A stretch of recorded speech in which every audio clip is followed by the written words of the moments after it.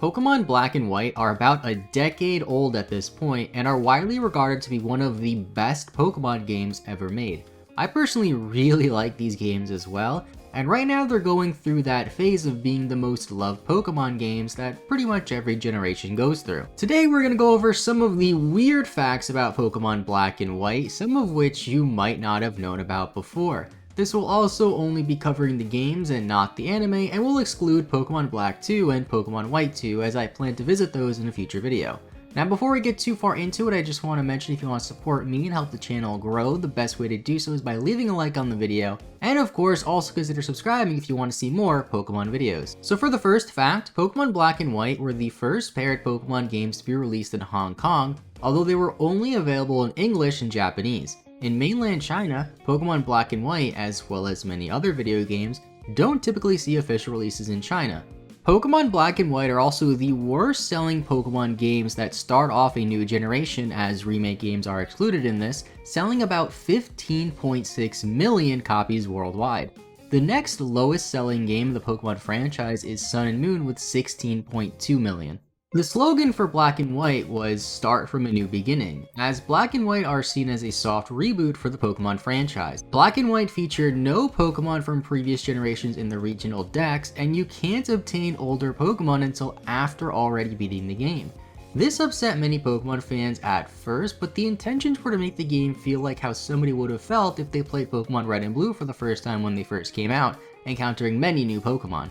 Because of the exclusion of older Pokemon in the main story, Black and White also introduced the most new Pokemon into the franchise for any generation ever, with 156 total new Pokemon, which is even more than the introduction of Pokemon when we got Red and Blue. One of the most iconic Pokemon to come out of Pokemon Black and White was Chinchino, which was designed by Atsuko Nishida. They are also responsible for designing Pikachu, and they intended for the Chinchino line to be parallels of Clefairy and Clefable from Kanto. Chinchino also couldn't learn the TM for Thief in Black and White, although its pre-evolution Minccino could learn the TM.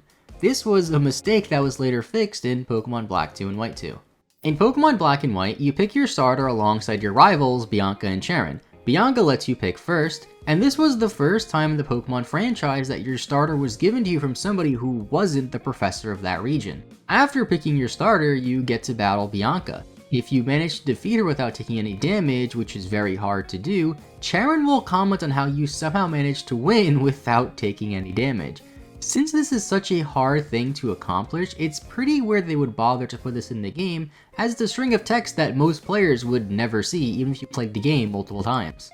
The two main protagonists of Pokemon Black and White are named Hilbert and Hilda, although they received a few name changes along the way in their development.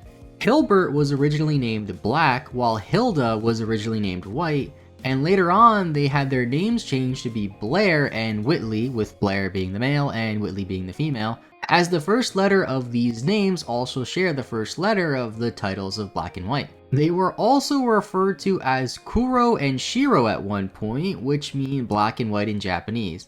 Eventually they settled on Hilbert and Hilda, which don't really seem to relate to the themes of Pokemon Black and White at all. In every Pokemon gym since Generation 1, there is somebody standing at the front of the entrance to introduce you to the gym and tell you a little about it. They remain unnamed in every previous Pokemon game, but in Black and White they decide to give him the name of Clyde. Pokemon Black and White have name sensors on the GTS, so Pokemon with inappropriate names can't be traded.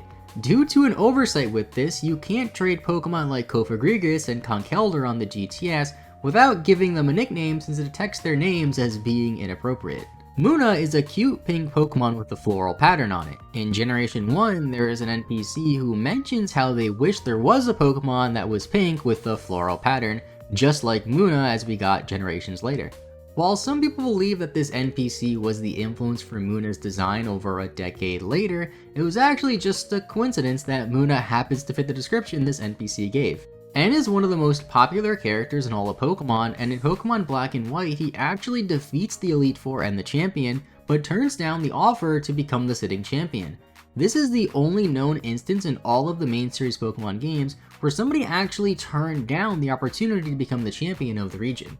Simisear, Simisage, and Simipour are a trio of monkey-like Pokemon introduced in Pokemon Black and White, with one of them being given to you before you face the first gym.